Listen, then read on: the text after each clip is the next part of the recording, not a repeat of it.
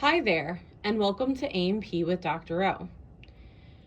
In this video, we're going to go ahead and look at the skull in a posterior view and also a superior view.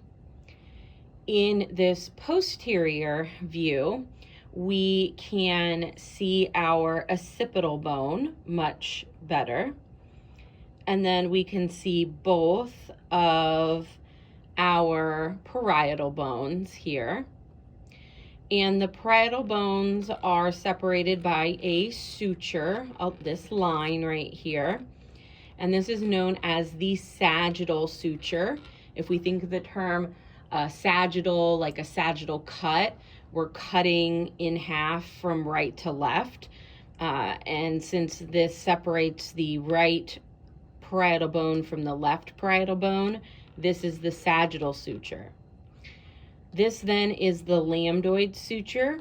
It gets its name because early anatomists thought it looked like the Greek letter lambda. Here now we have this superior view. So if you were looking at the skull top down, get our bearings here, we can still see our two parietal bones separated by that sagittal suture. We can see just a bit of that lambdoid suture, and then of course our occipital bone. We can see our frontal bone here, and then we can also see our coronal suture here as well.